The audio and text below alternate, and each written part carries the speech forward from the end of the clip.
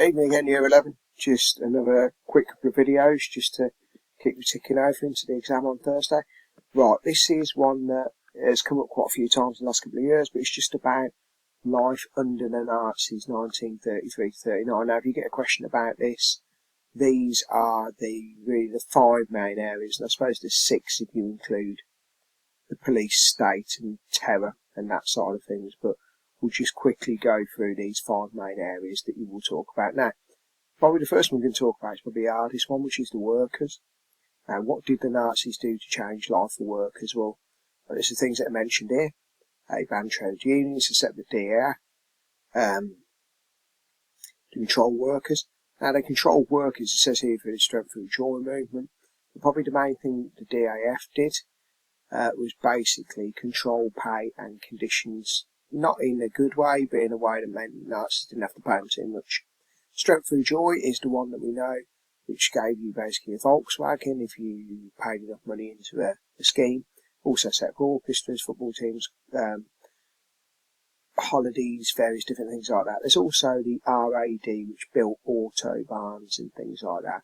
And another major way to control the workers is by sacking all the women and creating invisible unemployment.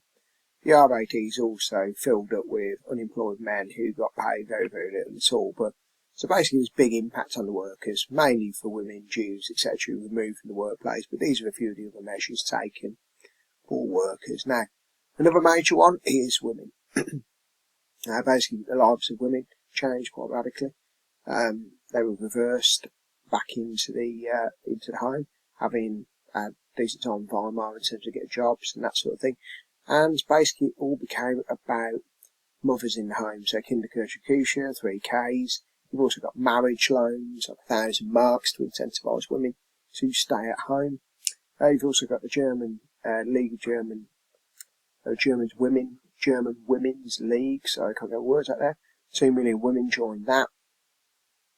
And obviously dress sense changed, and the idea of medals as well to incentivise motherhood at basically 4, 6 and 8, bronze, silver, gold, and the main changes that happen for women. Now, in terms of children, just going to move my face down here.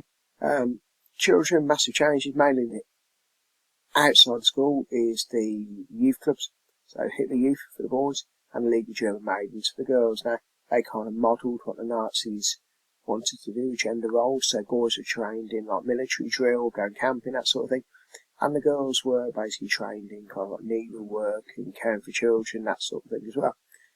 Outside of the controlling children's free time, the Nazis also made major changes to what they were taught. Teachers had joined the German Teachers League.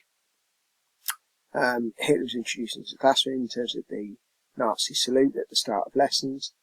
They also taught eugenics, which is race theory, and think about the textbook questions that they changed to reflect the ideology and things that the Nazis believed in. So massive changes for children and young people.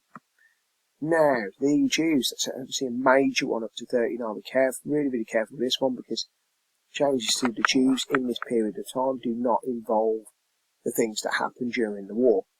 Okay, so basically 1933, Jewish shops are boycotted and businesses, burning of books. Then you've got Nuremberg laws taking away rights and citizenship.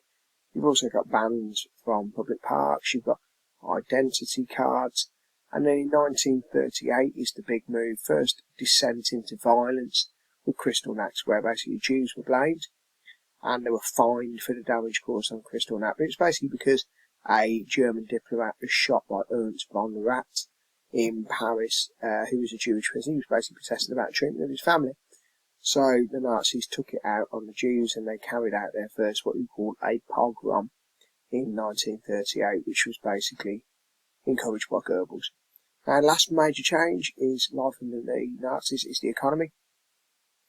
Initially, we've got autarky, which is to go into self-sufficiency, and then unemployment was massively reduced by things like the RAD, which we mentioned, creating autobahns, and women and Jews not being included in the workplace. The person responsible for this is Hjalmar Schacht, who tries to encourage Germany into self-sufficiency.